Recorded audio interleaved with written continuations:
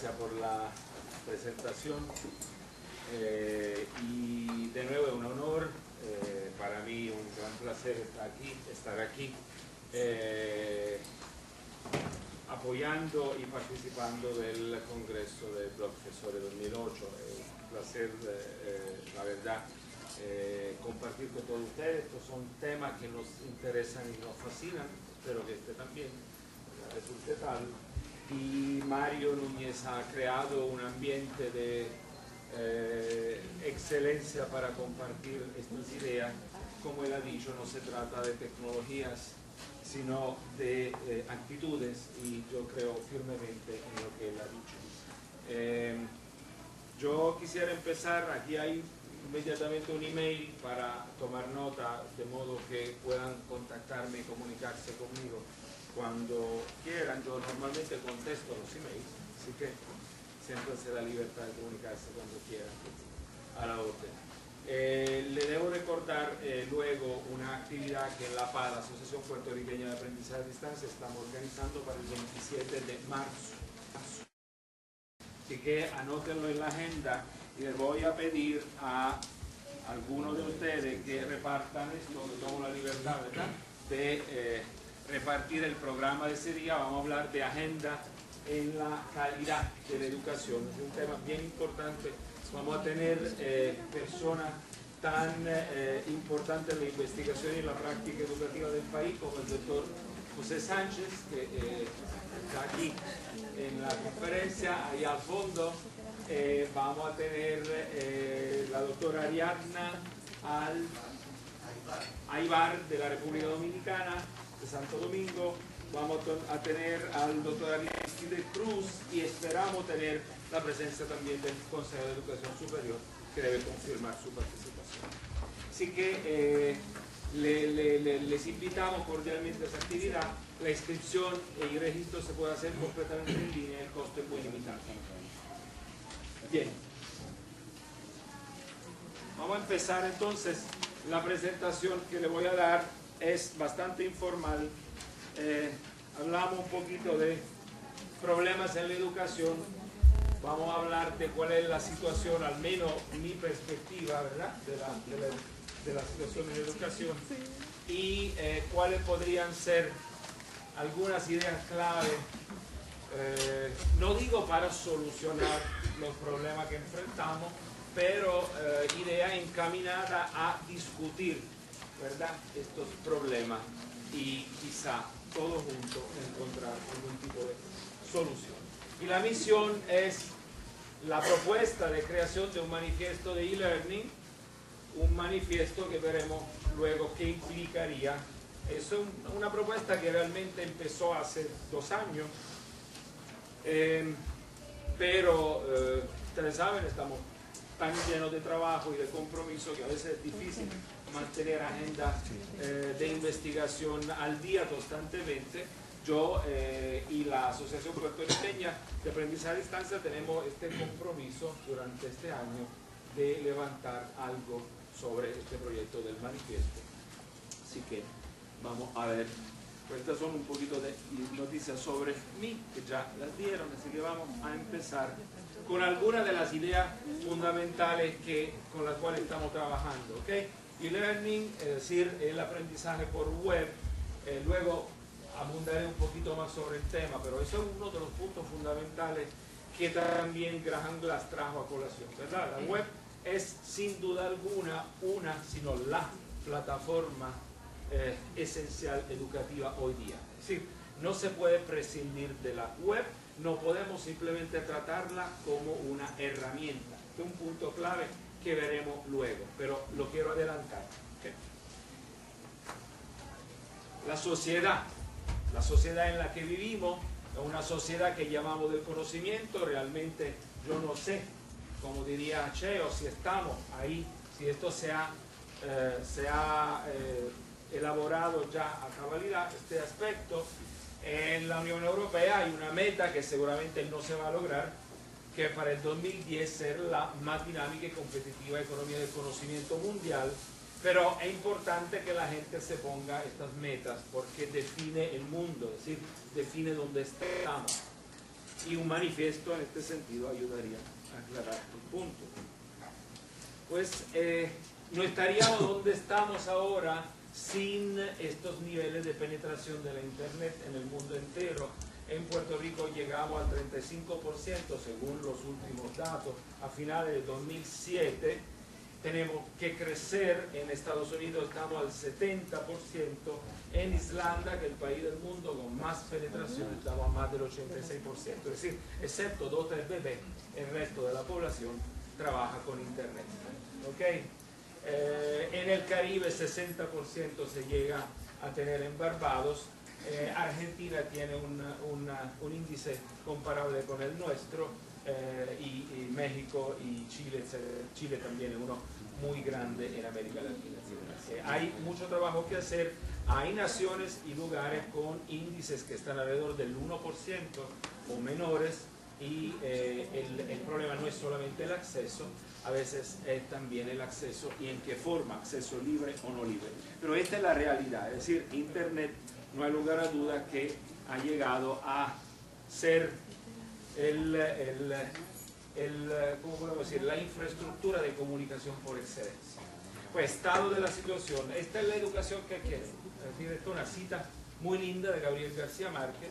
La educación desde la cuna hasta la tumba, inconforme y reflexiva, que nos inspira un nuevo modo de pensar y nos incita a descubrir quiénes somos en una sociedad que se quiera más a sí misma, que aprovecha al máximo nuestra creatividad inagotable y consiga una ética y tal vez una estética para nuestro afán desaforado y legítimo de superación personal.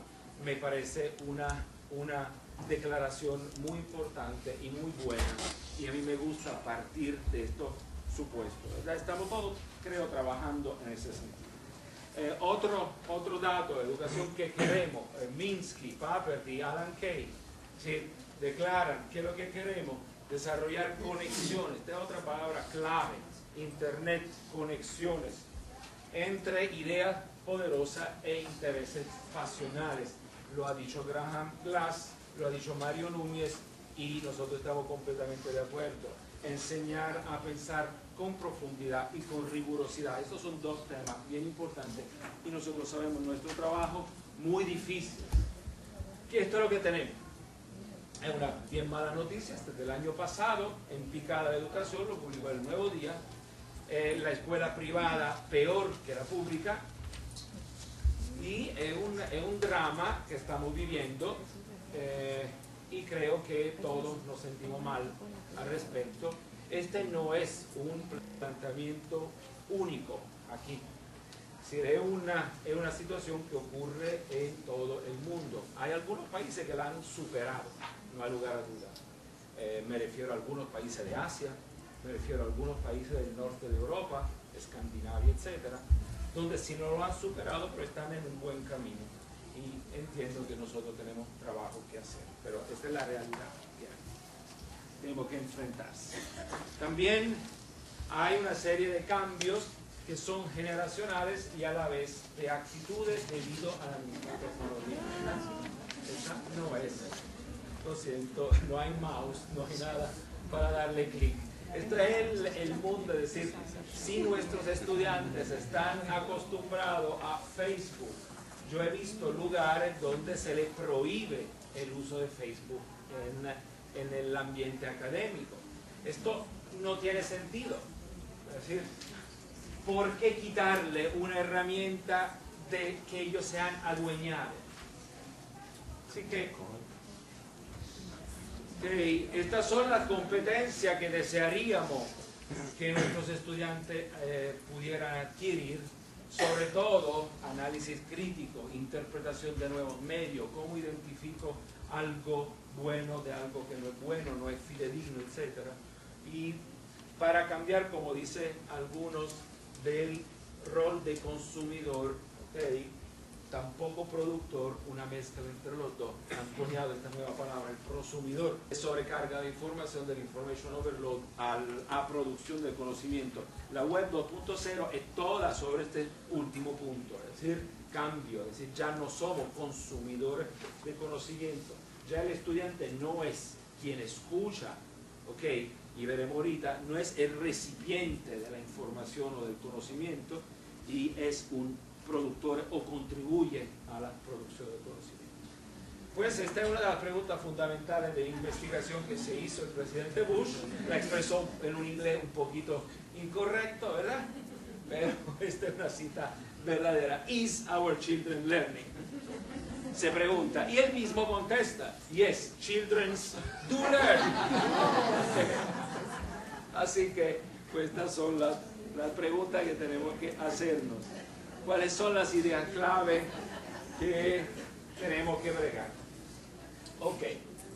Primero, la tecnología históricamente ha habilitado, y esto lo empezó a decir Sporer en el 96, pero no fue el primero tampoco, la tecnología habilita procesos educativos, digamos, novedosos, o no quiero decir mejores, porque ese no es el punto de comparar, etc. Pero procesos educativos y técnica y metodología pedagógica más efectivas y más realistas también, como el constructivismo. Hoy día hablamos también de constructivismo social, habilitado por la tecnología como Moodle o Edu 2.0. Y la tecnología habilita hoy por primera vez una significativa transformación del proceso de enseñanza-aprendizaje. Esto en particular la web. Entonces, desde 2003 hay ya investigaciones serias hechas sobre este cambio estructural. Así que si la educación cambia, ¿qué ocurre? Pues ocurre que hay un proceso también de convergencia demostrado en la literatura y en la práctica en todo el mundo. La educación a distancia tradicional, la que llamamos todavía educación a distancia, está dirigiéndose hacia lo que llamamos el e-learning, donde e-learning es aprendizaje por web, tanto parcial o completamente en línea, en todas sus modalidades y variaciones. Pero también la educación tradicional se está moviendo hacia el e-learning, es decir, en una doble convergencia. Y este es uno de los fenómenos para nosotros educadores más importantes de estos últimos 5 o 6 años. Todo habilitado por una tecnología que se está haciendo cada día más transparente. De nuevo, la palabra de Mario me gusta mucho, no se trata de tecnología, la computadora va a desaparecer. ¿Okay? No en el sentido de que no las vamos a usar, simplemente que la vamos a tener empotrada dentro de una chaqueta, de un pantalón o de un zapato. No nos vamos a dar cuenta de su presencia. Eso es lo que ocurre. Y ha llegado la gente a decir que en todo este proceso de cambio vamos a tener sistemas en su totalidad mejores, y en algunos casos muchos mejores, que la mejor educación tradicional. Este es el objetivo claro, no estaríamos aquí si no estuviéramos interesados en este sentido, en ese aspecto, ¿verdad? Estamos convencidos de que lo que estamos empezando a hacer puede de verdad cambiar las cosas para lo mejor. Y yo abro un pequeño paréntesis. Gracias a esta tecnología me cuestioné yo mismo, luego de muchos años, no le digo cuánto, ¿verdad? Muchos años de trabajo en la universidad, gracias a la tecnología educativa y en la web en particular, me empecé a cuestionar la forma de dar clase por primera vez. Es decir, que a lo mejor si no hubiera sido por esta tecnología no me hubiera acercado a ese cambio psicológico, ese cambio de actitud, ¿okay? Que estoy empezando a tener. ¿Okay? Yo todavía tengo clases bastante tradicionales, si debo ser sincero. Uso mucho las tecnologías, etcétera, pero a veces la uso reformulando con una tecnología distinta lo tradicional, y este otro peligro que corremos. Eso es lo que dice Alan Kay. Cualquier innovación tiene la tendencia al inicio de ser utilizada reformulando simplemente lo que ya hay. ¿Okay? La fotografía al inicio era una reformulación de la pintura. La gente decía que linda esta fotografía, se parece mucho a una pintura, ¿verdad? Lo mismo ocurrió con el cine, etcétera. Cualquier innovación, lo mismo ocurrió con la web. Los primeros cursos en línea eran prácticamente una copia, eran vídeos de un profesor que hablaba frente a una cámara. Y pues las innovaciones a veces tienden a tener ese historial, ¿verdad? Y nosotros en las universidades tenemos un historial muy malo en esto, ¿verdad? Aquí estamos hablando de otra época, pero desde la imprenta al momento en que las universidades empezaron a usarla de verdad, pasaron más de 30 años, así que de verdad es un proceso muy lento el de acostumbrarse a usar. Y sin embargo la web 2.0 está cambiando todo esto a ritmos exponenciales y sobre todo sin necesidad de inversiones, sin tener que pedir permisos a nadie. La belleza de Edu 2.0, de Graham Glass, la belleza de Moodle es que uno no le tiene que pedir permiso a nadie, uno los monta o los usa y se acabó. Si uno experimenta, uno tiene acceso a una tecnología libre y puede experimentar directamente con ella y participar entonces del proceso. Queremos algo nuevo que no está, lo construimos. Es el punto fundamental, el cambio. Nosotros somos la web, pues se ha ya dicho muchísimas veces, ¿verdad? Web 2.0. Pensemos en Wikipedia, pensemos en esta palabrita, en esta pestañita que dice editar, ¿ok? Yo, humilde persona, puedo ir a editar una entrada, un artículo de una enciclopedia. ¿Cuándo en nuestras vidas hubiéramos pensado hacer esto? Claro está, esto pone en discusión el concepto de autoridad, ¿ok? Pone en concepto los roles, y esa es la esencia de lo que, en mi opinión, tenemos que cambiar. Rol de autor, que significa editor, autor, consumidor, prosumidor, como dijimos ahorita. Contenido, los usuarios contribuyen contenido, somos todos partes de una comunidad a nivel global, eso es lo interesante. Los usuarios contribuyen contenido. Este es un ex estudiante nuestro, André Colón, junto con Ray Kurzweil, uno de los pioneros en inteligencia artificial. André ha creado este sistema Thoughtware.tv, lo puede usar para compartir y subir vídeos positivos sobre ciencia y tecnología.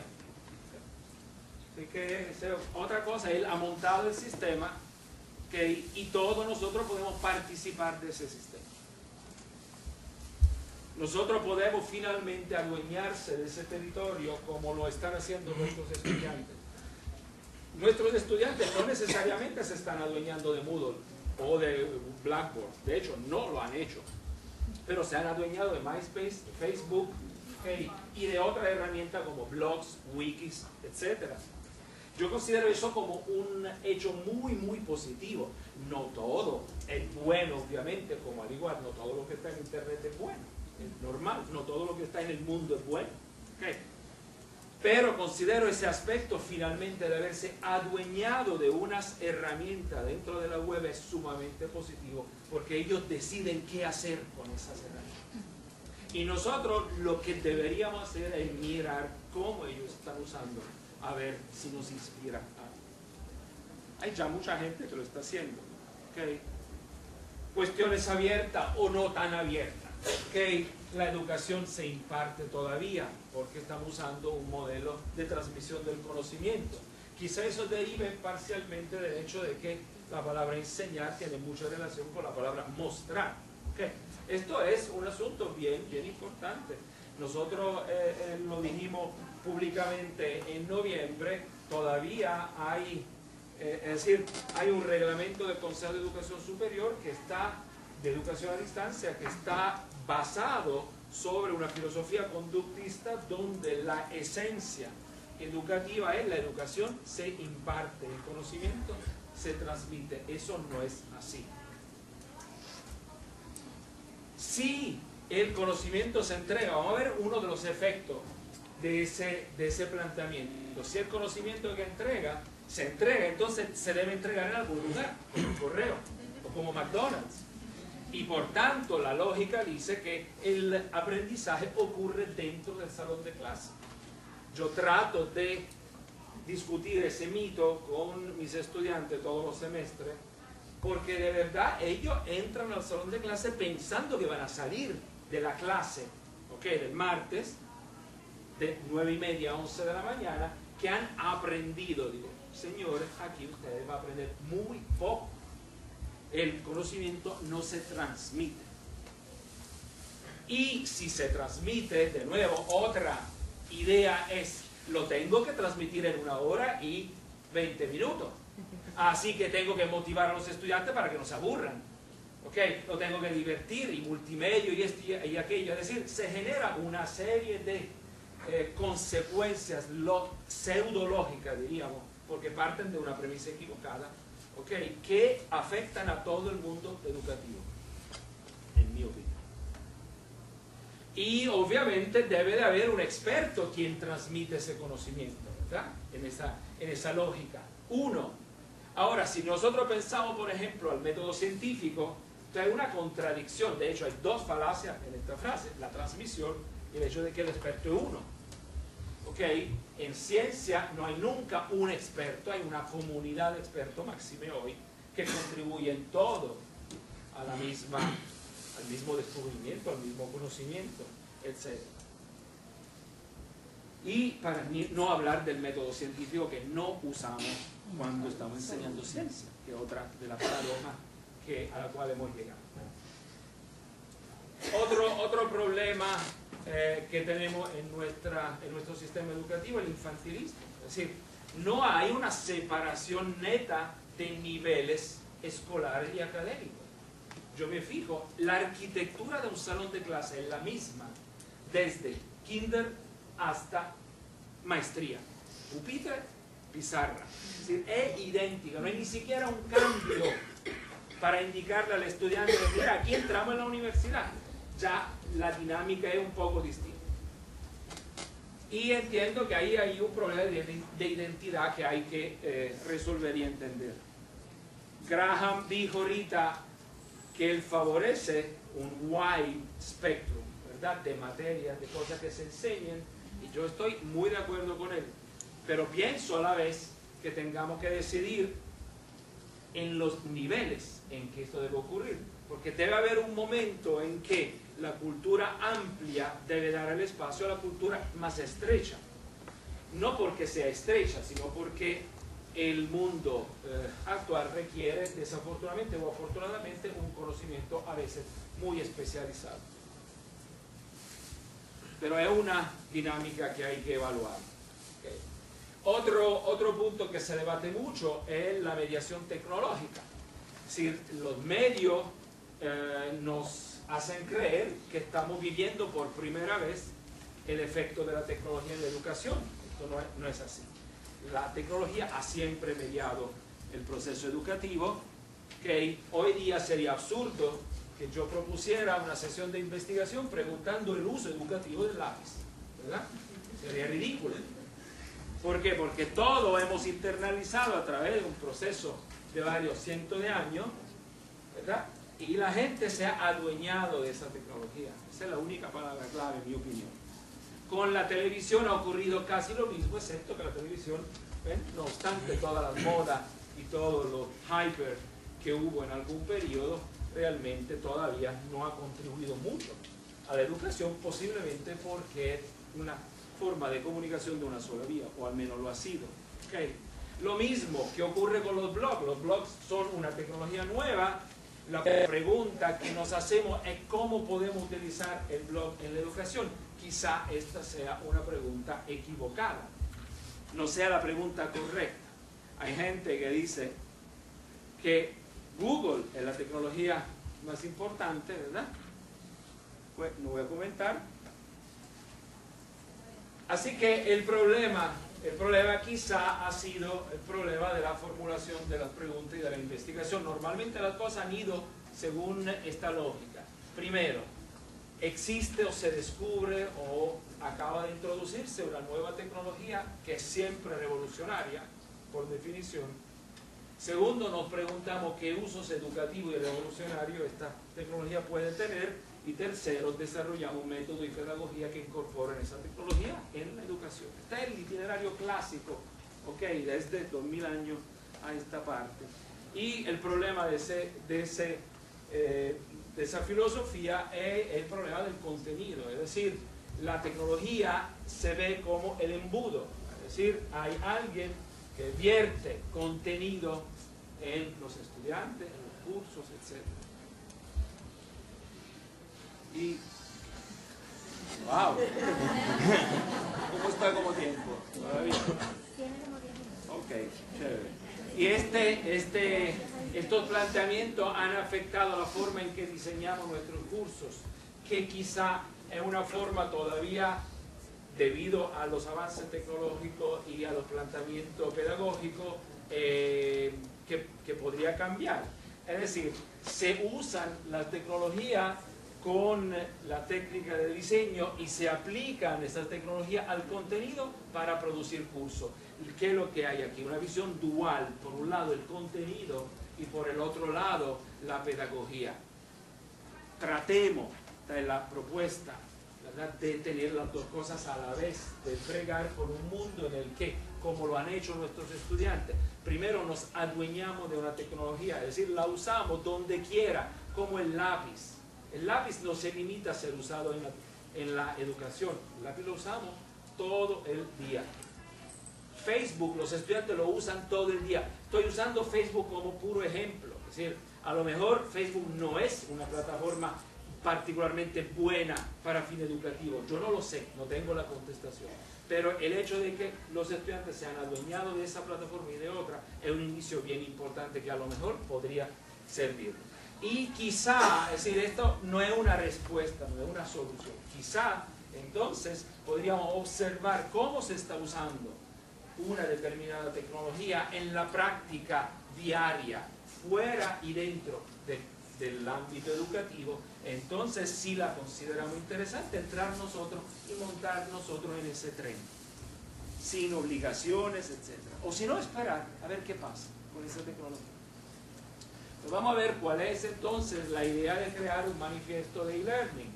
La idea de manifiesto es una idea bien antigua, empezó Simón Bolívar en 1812, el manifiesto comunista es otro manifiesto bien famoso, el surrealista, etc. Okay, hasta llegar a nuestros días con el manifiesto open source de 1997 y cosas por el estilo. Un manifiesto es una declaración pública de intenciones, ¿verdad?, y de principios, y eso es lo que estamos proponiendo hacer. Okay, si el manifiesto es una declaración pública, la idea, que podría ser bastante natural, es también que tenga una construcción pública. Entonces se me ocurre la idea de construir un wiki para discutir y debatir estos asuntos. Principio, algunos de esos principios podrían ser, aquí no hay de nuevo contestaciones, no hay respuestas, hay propuestas, principios. El aprendizaje no ocurre en un flash. Sí, me gusta mucho este movimiento internacional que se llama Slow Food, ¿sí?, en contraposición al movimiento del fast food, ¿verdad? El movimiento para reflexionar, un movimiento para decir, pues vamos a gozarnos. Yo he tenido la suerte de tener estudiantes de tesis, de maestría, que a veces están agobiados y tienen esa ansiedad de que quieren terminar, de que no saben cómo dirigirse. Yo la primera cosa que le digo es gózate ese proceso de tesis. Si tú no te lo gozas, no tiene sentido, ¿verdad?, que tú estudies y te apliques y trabajes tanto. ¿Por qué? Porque desafortunadamente aprender es difícil. Como maestro a veces trato de vender el aprendizaje como si fuera algo fácil, pero yo me acuerdo de cuando yo estudiaba. Y yo también, como Graham, tuve la suerte de ir en buenas escuelas con buenos maestros que me ayudaron un montón, pero no era nada fácil. De hecho, el contrario, aprender ha siempre sido difícil. Okay. No ocurre en el salón de clase el aprendizaje en muchos casos, por eso a mí tal vez me da risas la idea del learning anywhere. Okay.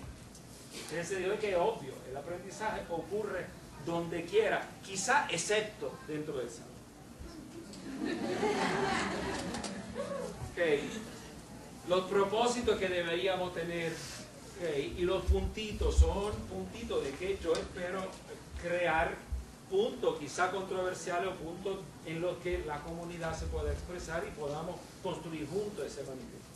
Desarrollar propósitos clave para cada nivel educativo. Lo que yo veo, de nuevo, en mi opinión, lo que yo veo es que no hay a veces esa claridad. Neil Postman decía que en la educación, lo propuso en un libro famoso, propuso que el sistema educativo estuviese dedicado claramente como propósito a esto. Propósito cívico tenía que ser, según él, la dimensión educativa pública, digamos, escolar, de la educación escolar. Claro. Yo no sé si este debe ser, okay, probablemente cada cultura debe tomar decisiones que se refieran a su propio ambiente, ¿verdad? Y su propio ambiente cultural. Pero, ¿cuál es el propósito de la educación? Destreza, adquirir cultura en la burguesía del siglo pasado. La educación por excelencia era la educación erudita, es decir, llegar a leer Proust en francés, es decir, Goethe en alemán y Virgilio en latín. Ese era el concepto. Ese concepto de erudición es válido todavía, no es válido. Es decir, estos debates se están haciendo. Yo me estoy metiendo en agua profunda, lo sé. Okay, pero la educación debería entonces estar más basada sobre conexiones y, de nuevo, ahora ven por qué yo dije al inicio de esta presentación que la web no es solamente una herramienta, ya la web es la plataforma en la que todos vivimos y nosotros estamos a punto de adueñarnos de esa plataforma, todavía no lo hemos hecho completamente. ¿Cuáles podrían ser las investigaciones que tenemos que hacer? El rol de los medios. Hubo en los años 80 y 90 un debate muy fuerte entre dos investigadores, Cosma y Clark, si no me equivoco. Uno decía que los medios, y lo probó, es decir, lo probó entre comillas, que los medios no tenían algún impacto, absolutamente ningún impacto educativo. Eso fue un planteamiento muy fuerte. Llegó otro Cosma unos cuantos años después que dijo, no, espérate, aquí hay una cuestión cómo tú mediste, cómo tú hiciste la pregunta de investigación en ese caso. Así que, ¿cuál es el rol? Piscitelli, un filósofo argentino que se ocupa de cibercultura, lo que dice que, y creo que estamos de acuerdo, los medios todos están entrelazados entre sí e implicados.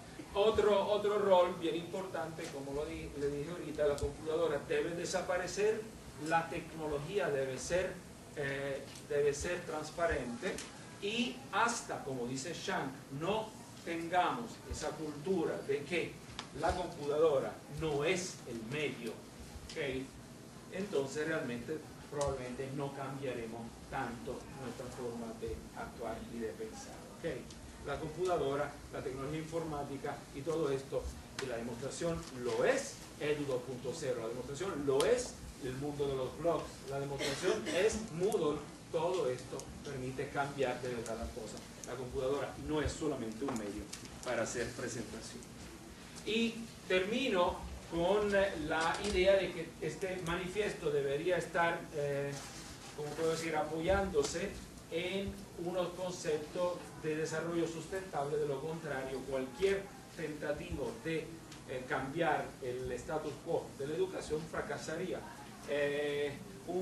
Primero deberíamos tener modelos pedagógica y económicamente sólidos.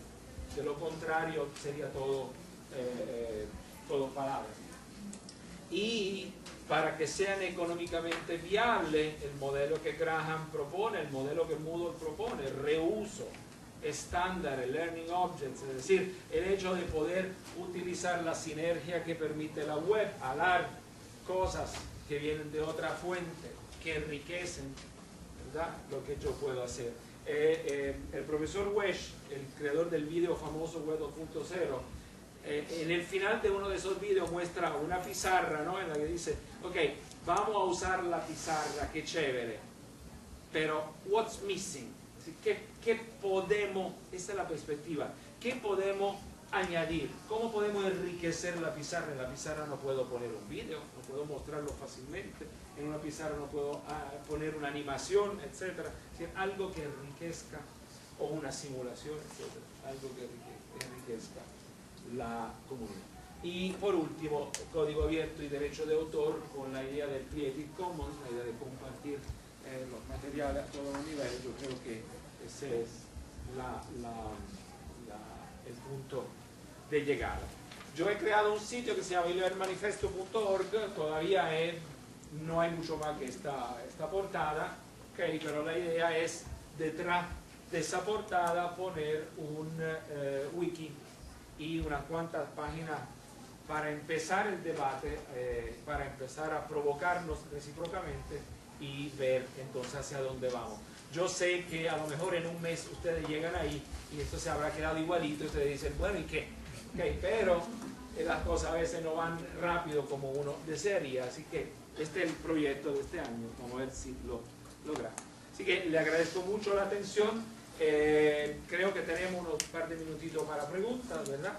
Esta es la dirección de email, se lo repito, este es mi blog, este es el website de APART, de la Asociación Puertorriqueña de Aprendizaje a Distancia, de la cual no tiene ninguna responsabilidad sobre los disparates que pudo haber dicho.